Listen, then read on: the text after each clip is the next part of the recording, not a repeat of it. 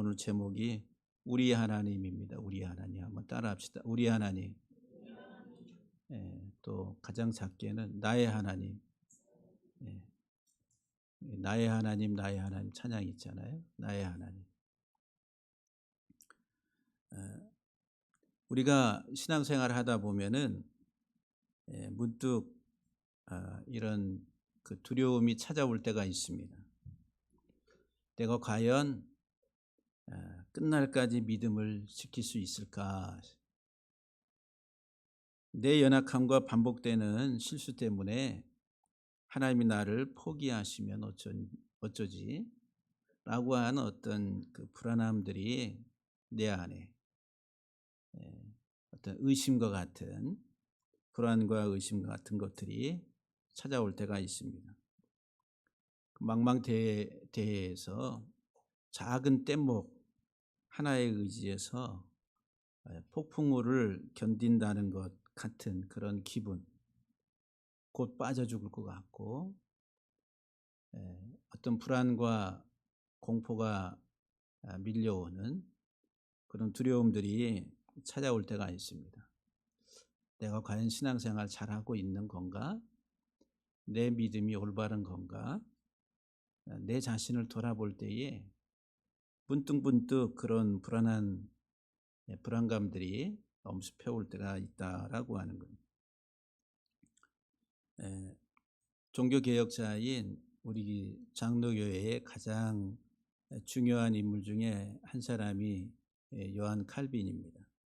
그 칼빈의 5대 강령에 보면은 마지막에 성도의 견인이라고 하는 교리가 있어요.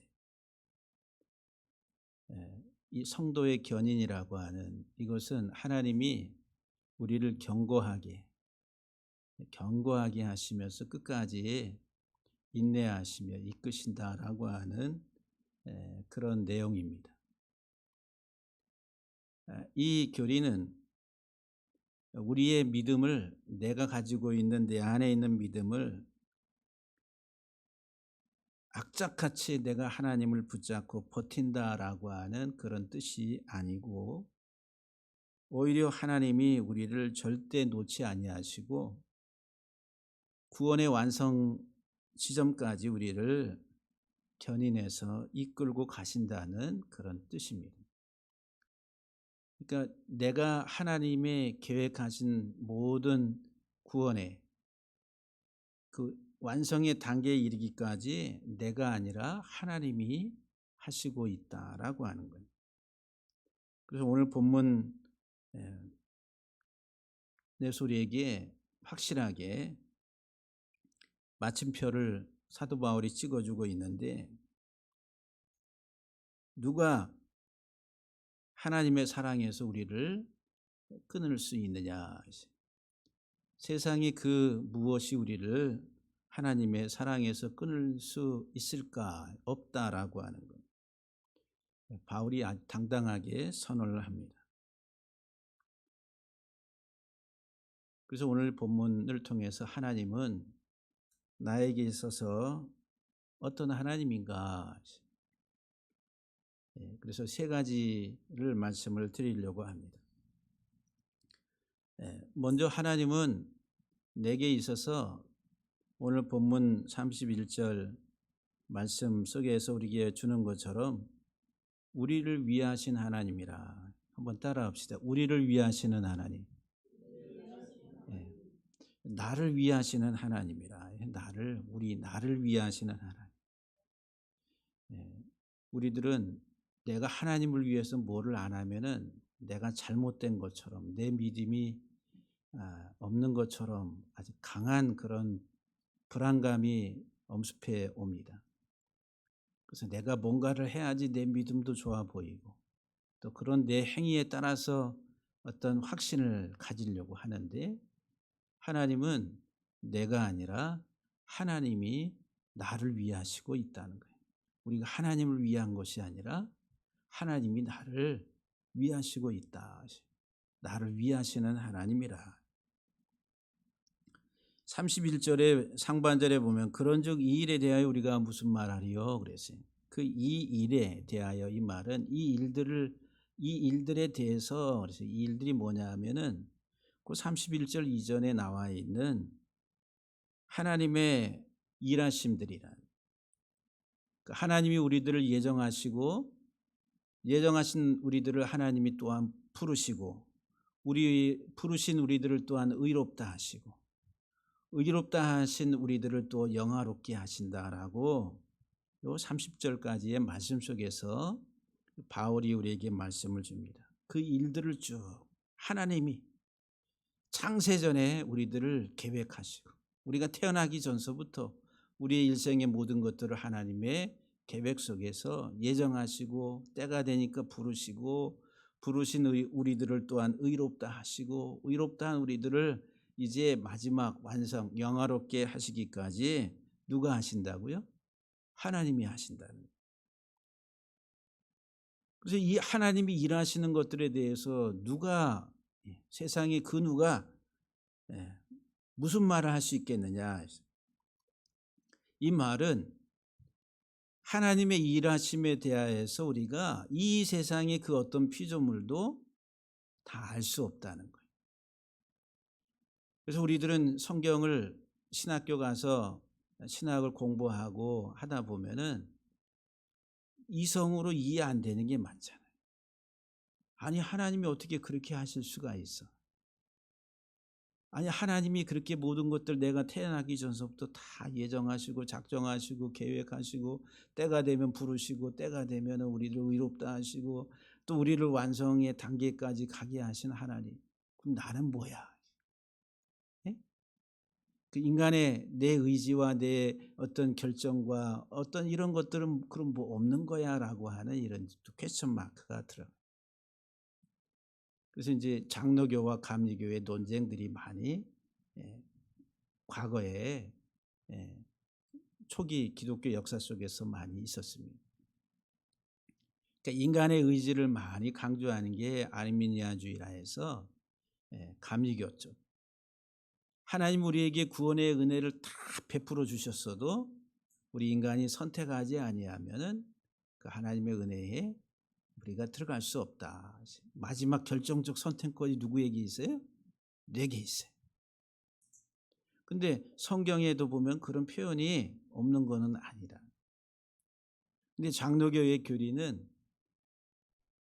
하나님이 우리에게 베풀으신 우리 은혜를 내게 주실 때에 우리들은 그 하나님이 베푸신 은혜를 저항할 수 없다. 내 주권으로 내 의지로 거부하고 저항할 수 있는 그런 성격이 못 된다. 절대적 하나님의 주권 속에서 우리들은 하나님의 자녀가 된다라고 하나님의 절대적 주권을 강조해. 그래서 이제 우리가 하나님의 이런 일하심에 대해서 인간 내 이성을 가지고 판단하려고 할 때 이해가 다 안 된다. 성경을 어떻게 우리가 하나님의 창조주 하나님의 지혜와 그 놀라우신 그 명철과 그 모든 것들을 피조물인 우리가 어떻게 다 헤아려서 알 수가 있겠어요? 모르는 거예요. 예. 아주 신묘막측하다. 감탄할 수밖에 없는 거예요. 인간의 어떤 신체의 어떤 우리의 질서나 세계의 어떤 창조의 질서의 모든 것들을 바라봐도 과학자들이 어떻게 이런 일들이 이렇게 우연히 발생할 수 있는가라고 아주 그냥 감탄을 하는 거죠. 이게 신의 작품이 아니고서는 이렇게 일어날 수 없다라고 그렇게 고백을 하게 됩니다. 그러니까 하나님의 일하심에 대해서 우리가 다 알 수가 없어요. 그래서 하나님은 내가 헤아려서 논쟁하고 그 하나님을 증명하고 하는 그 이성적 사고의 대상이 하나님은 아니시다라고 하는 거예요. 어떻게 우리가 다 알아요? 하나님은 내가 신뢰하고 믿어야 될 믿음의 대상이지. 인간의 그 짤막한 이성적 지혜의 그 한계성을 가지고 어떻게 하나님을 논할 수가 있어요? 없다라고 하는 거예요. 그러니까 이 세상에 하나님이 하시는 이 일들에 대해서 이 세상에 어느 누가 우리가 무슨 말을 할 수 있겠느냐. 그러면서 오늘 본문은 우리에게 만일 하나님이 우리를 위하시면 누가 우리를 대적하리요. 하나님이 우리를 위하시면, 하나님을 우리를 위하신다 이 말은 우리를 죄로부터 구원하시는 구원의 사역, 우리를 망가뜨리는 사단으로부터 우리들을 다시 끄집어내서 하나님이 구원하시는 구원 사역에 대해서, 하나님이 나를 살리시고 나를 다시 소생케 하시는 그 하나님의 일하심에 대해서 말씀하고 있어요.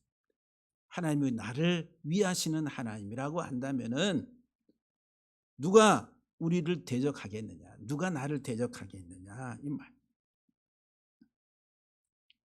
나를 대적할 수 있는 세상의 존재는 아무도 없다라고 하는 겁니다. 여러분들이 그런 확신을 가지고 살아야 되는 거예요. 하나님은 나를 위하시는 하나님이다. 근데 내가 다 알 수는 없어요. 다 깨달을 수는 없어요. 그 이스라엘 역사 속에서도 마찬가지.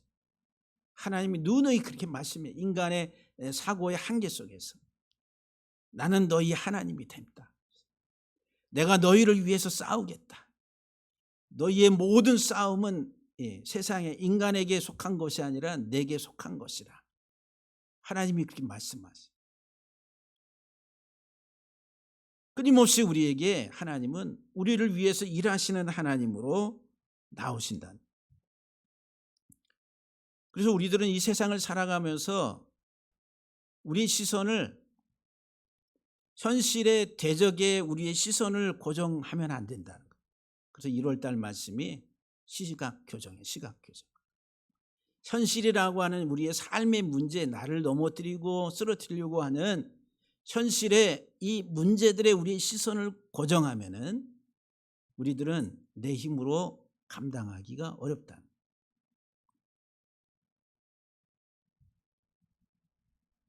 우리는 더 중요한 것,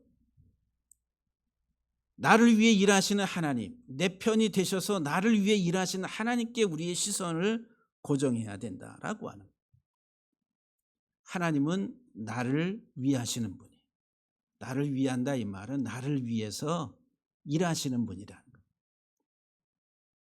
내가 나를 위해서 일하는 것보다 하나님이 나를 위해서 일하시는 것이 더 강력하다라고 하는 거예요. 저는 축구를 좋아해서 그 축구에 우리 K리그라고 하는 한국에 그런 이런 이제 유튜브에 올라오는 내용들을 이렇게 봅니다. 보는데 올해 들어서 제일 큰 미디어에 이렇게 노출이 되면서 검색 순위에 가장 탑으로 올라간 사람이 누구냐? 이정효라고 하는 수원 삼성 2부 리그에 있는 수원 삼성으로 간 감독 이야기예요. 그런데 광주 FC 감독하다가 이제 이쪽으로 옮겨왔어요. 수원으로. 그런데 이 감독이 그 광주 FC에서 데리고 했었던 선수가 있는데 너무너무 잘 가르치니까 눈에 띄게 국가대표에 발탁이 되고, 그리고 해외로 그래서 이제 미국의 미네소타인가 그 미국 MLS 리그로 갔는데 부상을 당해가지고 뛰지를 못하고 재활 중에 있는 그 제자를 다시 임대로 수원으로 데려왔어요. 이렇게 이제 부상 십자인대가 끊어졌으니까 선수로서는 치명적인 그런 위기 상황인데 어떤 의욕이나 자신감들도 많이 떨어질 수 있잖아요. 그래서 이제 감독하고 대화를 하는데 이 선수가 정호연이라고 하는 선수인데, 야 너는 너를 믿냐? 이렇게 물어봤어요. 감독이. 확신 못해요. 좀 자신감이 없어요. 이렇게 대답을 했다는 거예요. 근데 이 이정효 감독이 이 정호연에게, 이 선수에게 너는 어떻게 해? 내가 너를 믿고 있는데, 나는 너에 대한 믿음이 확실한데 너는 너 자신에 대한 그 믿음이 나보다 더 없냐? 이렇게 하나님과 우리 사이의 그런 대화도 비슷하지 않나. 하나님 우리에게 모든 것을 다 이루어 주시는 절대적인 하나님의 능력 안에서 내가 붙들려서 가고 있는데 우리는 그거를 모르고 항상 나 자신만 바라보고, 내가 이거 부족하고 내가 여기가 아프고 내가 이렇게 섬기지 못하고 내가 이 모양이고 또 미끄러지고 자빠지고 세상에 나가서 똑같이 살고 하는 나 자신만 바라보니까 아유 나는 뭐 이런 생각이, 자신에 대한 확신이 없고 자신의 믿음에 대한 의심이 생기고. 근데 하나님은 내가 너를 위하고 있어. 너 자신을 보지 말고 나를 보라고, 내가 너를 위한 하나님이라고 말씀하시는데 자꾸 우리들은 나 자신만을 생각한다라고 하는. 만일 하나님이 우리를 위하시면 누가 우리를 대적하리요 그랬어요. 하나님이 우리를 위하시는 그 증거가 뭐예요? 오늘 32절 말씀에 자기 아들을 아끼지 아니하시고 우리 모든 사람을 위하여 내어 주신 이가, 하나님이 나를 위해서 일하시는 증거, 하나님이 나를 위해서 일하시는 그 확실한 증거가 뭐냐면은 하나님의 아들을 나를 위해 내어 주셨다라고 하는 거예요.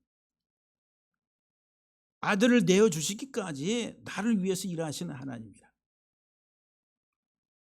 여기 다 요새는 하나만 낳아요. 은솔이도 외동딸이 로아도 하나. 예? 요새 둘 낳으려고 하면은 힘든가 봐. 그러니까 하나 낳고서 그 하나에 대한 그 아이에 대한 온통 사랑이 다 가잖아요. 그렇죠? 그 한 아이에 대해서 부모의 사랑을 다 주는 거다. 근데 이제 아이들이 조금은 느끼겠죠. 근데 하나님께서 우리들을 사랑하시는데 그 독자 아들을, 그 아들을 내어 주시기까지, 가장 자기의 사랑하는 아들을 내어 주시기까지 나를 사랑하신다. 우리 안수 집사님 사랑하는 딸 내어주기까지 더 사랑할 게 더 있겠어요? 네? 그런 사랑을 내가 누구에게 그것을 실행에 옮길 만한 그런 사랑을 할 수가 있겠어요? 우리 사람의 입장에서 보면은 정말 내가 낳은 자식 그리고 양육하고, 우리 지난주에 장로님 딸이 손주가 고려대학교 들어가고 또 장학금도 받고 학비를 거의 내지 않고 해서 할렐루야 막 감사하고, 얼마나 손주니까 귀하고 사랑스럽잖아요. 근데 그런 내 피부치와 우리 가장 사랑스러운 자녀들을 내어준다는 것 자체가 이게 가능한 일이냐. 마지 못해서 어쩔 수 없어서 두 아들을 잃은 손양원 목사님, 공산당의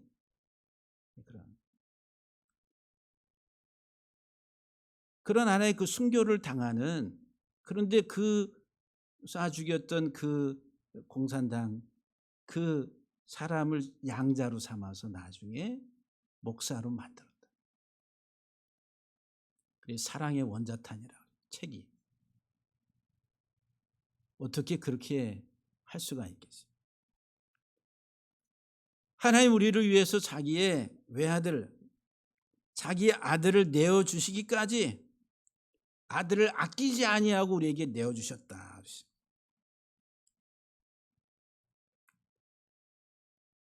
우리가 사도 바울이 로마서 4장 25절에서도 그렇게 기록합니다. 예수는 우리가 범죄한 것 때문에 내어줌이 되고, 예수는, 하나님의 아들 예수는 우리의 범죄함 때문에 하나님이 내어주셨다는 거예요. 참 좋은, 야, 네가 참 잘했다. 그래서 내가 너에게 큰 상을 주지 해가지고 이렇게 주는 게 아니라 우리의 범죄함 때문에, 내 죄 때문에 아들을, 예수를 내어줬다. 아버지 하나님께서.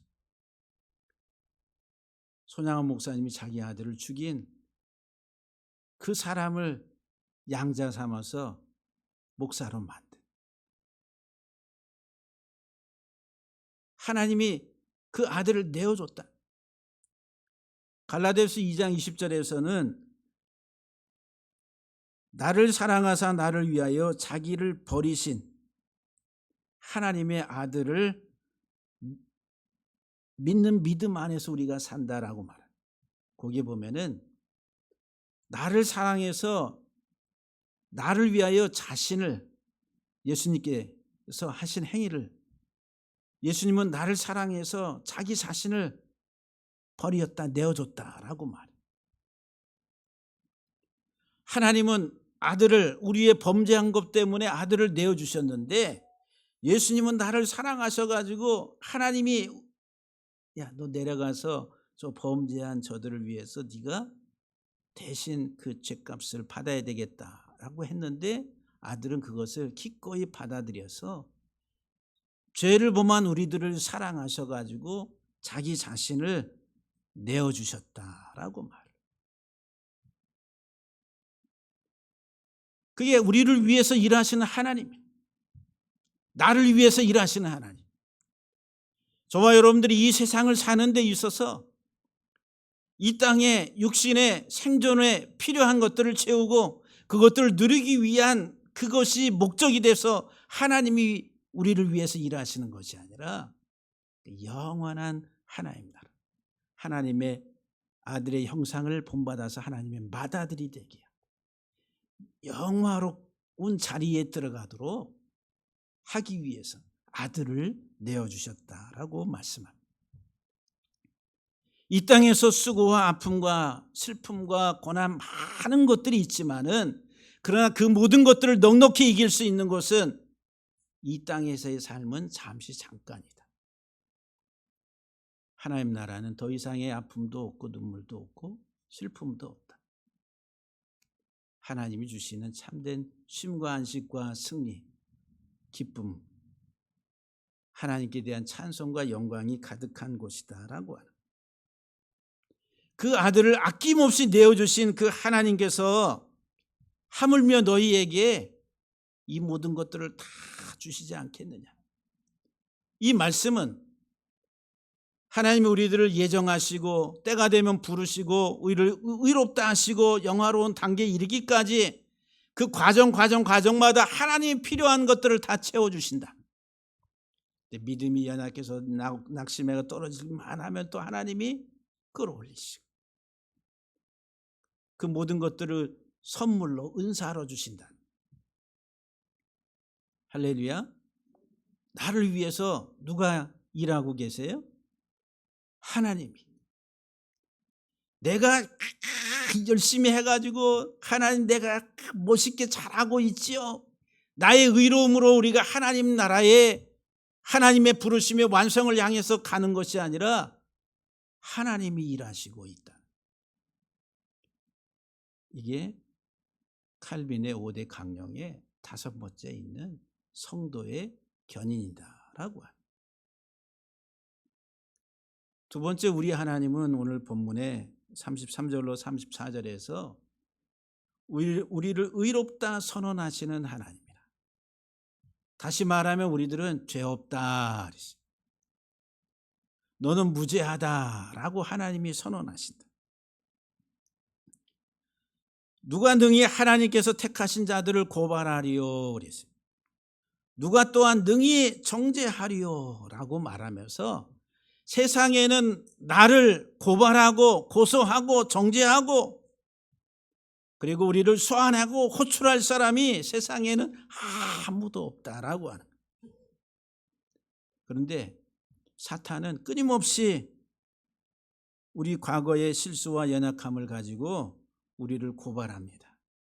고소를 해. 그리고 우리들을 소환해요. 야, 너 그러면 안 돼. 너 왜 그랬어? 너 그랬지?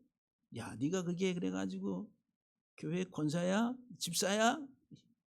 하면서 자꾸 사단은 고발을, 소환을 해. 호출을 합니다. 네가 그러고도 성도냐? 너 같은 죄인을, 너 같은 놈을 하나님이 사랑하시겠느냐? 계속 속삭여. 누가? 사단이. 어디에? 내 마음에. 근데 이 사도 바울은 오늘 뭐라고 말합니까? 죄인을 의롭다 하시는 분은 하나님이시다. 죄인을 의롭다고, 죄 없다라고 하시는 분은 하나님이라. 죄인된 내가 예수 그리스도 안에서 나의 모든 죄는 이미 다 용서를 받았다라고, 나는 그리스도 안에서 이미 죄에 대하여 죽은 자가 됐다라고 선언을 합니다. 우주의 재판장이신 하나님이 재판장에서 장원아 너는 무죄다. 장원이라니까 여러분들이 아멘을 안 하시네. 이런 무죄. 죄인은 어떻게 돼요? 형량에 따라 가지고 20년 갔다가 이제 징역 20년을 내가 선고한다. 꽝꽝꽝 하면은 탁 끌려서 감옥에 갔다가 쳐는 죄인은. 근데 우리를 계속 사단이 고소 고발을 해.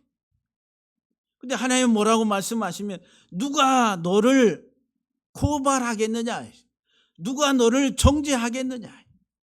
너를 정죄하고 고발할 수 있는 존재는 없다라고 하나님이 말씀합니다. 왜? 내가 너를 의롭다고 했다. 누구 안에서? 그리스도 안에서. 내 죄를 대신해서, 내 형벌을 대신해서 하나님의 아들을, 독생자 아들 예수를 이 세상에 내어주셔서, 그래서 가룟 유다가 예수님을 대제사장들에게 내어줬다, 넘겨줬다라고 하는 말이 내어줌이라. 가룟 유다가 배반을 하면서 예수님을 내어줬다. 또 빌라도는 법정에서 예수님을 어디에? 십자가에 처형하라고 내어줬다라고 말합니다. 예수님을 내어주는 가룟 유다나 또는 법정에서 예수님을 십자가에 처형하라고 내어주는 이 빌라도, 그 배후에는 하나님의 일하심에 손길이 있었다라고 합니다. 우리의 죄를 위해서, 내 죄 때문에 하나님의 아들 예수 그리스도가, 무죄하신 그 예수 그리스도가 대신 십자가에서 형벌을 받으셨다. 그 내어줌으로 인해 가지고 우리들은 그 아들을 믿는 자마다 이제 의롭다함을 받게. 그래서 저와 여러분들이 예수님은 나의 구원자이십니다라고 믿는 그 믿음의 사람들은 하나님이 너는 무죄하다. 그래서 의롭다 하시는 이는 하나님이시다. 할렐루야. 내가 때로는 실수하고 넘어지고 범죄한다 할지라도 하나님 우리를 의롭다라고 선언하셨다. 우리가 완벽하게 이 세상 살아가는 데에 이제 예수 믿음과 동시에 내가 예수님처럼 깨끗하게 살아가느냐 하면 그게 아니라 우리는 여전히 쓰러지고 자빠지고 미끄러지면서 살아가요. 그러니까 내가 정말 예수 믿나? 내가 예수 믿는 내가 내 진짜 교회 직분을 이렇게 가지고 있는데 이게 합당한 그 믿음을 가지고 있는가 자꾸 생각해요. 그런데 오늘 본문에서 뭐라고 말씀하시냐면은 34절에서 주님이 계속 우리를 위해서 기도하신다, 간구하신다. 나를 위해서 간구하시는 주님이라. 우리는 내 자신을 볼 때에 내가 봐도 너무 못났네. 내가 봐도 정말 어쩔 수 없는 인간이다라고 생각하고 좌절할 수밖에 없는데, 그럼에도 불구하고 주님은 우리를 위해서 기도하고 계십니다. 우리를 위해서 기도하신다. 강 목사를 위해서. 하나님 나를 너무 잘 아시는 분. 나를 위해 중보 기도하시면서 하나님의 아들 형상을 이루기까지 계속 간구하시는 자니라. 이 말은 현재 진행이에요. 끊임없이 주님의 보좌, 하나님의 보좌 우편에서 우리를 위해서 기도하시는 주님. 의롭다 하시고 그리고 그것을 완성에 이르기까지 중보하시면서 기도하시는 주님의 놀라운 은혜를 우리들이 받고 살아가고 있다라고 하는 것. 그래서 우리가 성도의 견인이라고 하는 이 교리는 내가 버티고 내가 거기 완성의 자리까지 가는 것이 아니라 그리스도 안에 붙들려 있는 상태. 내가 하나님의 은혜로 말미암아 예수 그리스도 안에 이렇게 붙들려서 하나님이 끌고 가시는 거예요. 여러분들 차가 망가지면은 전화를 해. 사고가 나서 차가 뒤집히고 이게 스스로 갈 수 없는 상태로 망가졌어요. 그러면 전화를 하면은 어디서 알고 오는지 동서남북 사방에서 그냥 왜 하면서 뭐가 와요? 레카차가 와요. 레카차가 와가지고 거기 선착순으로 끌고 가는지 모르겠어요. 해가지고 밑에 대가지고 탁 들어가지고 끌고 견인해서 갑니다. 그 다 망가진 차. 우리는 다 망가진 인생인데 하나님이 우리를 다시 견인해서 끌고 갑니다. 하나님의 온전한 형상에 이르기까지 하나님이 그렇게 인도하신다라고 하는. 마지막으로 세 번째, 하나님은, 우리 하나님, 나의 하나님은 어떤 하나님이냐? 넉넉히 이기게 하시는 하나님이다. 한번 따라합시다. 넉넉히 이기게 하시는 하나님. 저와 여러분들이 이 세상을 살아가는데 넉넉하게 이기게 하시는데, 그 이긴다라고 해서 우리가 내가 사는 동안에 35절과 36절 말씀을 보게 되면은 환난과 공고와 박해와 기근과 위험과 칼과 같은 이런 고난의 삶이 없어진다라고 하는 것은 아니. 36절에도 보면은 내 삶이, 이 땅에서의 내 삶이 도살장으로 끌려가는 양처럼 아주 무기력하게 보일 때도 있다라고 하는 거. 하나님 어떻게 아무것도 안 써. 그런 무기력한 그런 상태. 그럼에도 불구하고 하나님의 사랑에서 우리들을 끊을 수 없다는 거예요. 고난이 없다는 얘기가 아니에요. 내가 이 세상에 살아가는 데에 깊은 골짜기 험한 산길을 넘어가는 그런 시련과 고난이 없다는 게 아니에요. 그런 삶 속에서도 그런 고난이 우리들을 그리스도의 하나님의 사랑에서 끊을 수 없다라고 하는. 그러면서 오늘 본문은 우리에게 넉넉하게 이기게 하신다. 넉넉하게 이기는데 그 상상을 초월해 가지고 완전하게 압도적인 승리를 말합니다. 하나님이 우리에게 승리를 주시는 그 승리는 그냥 막 억지로 해가지고 그런 끝내는 싸움이 아니라 압도적이다. 상상을 초월한. 그게 다윗과 골리앗 싸움에서 보여주는 거예요.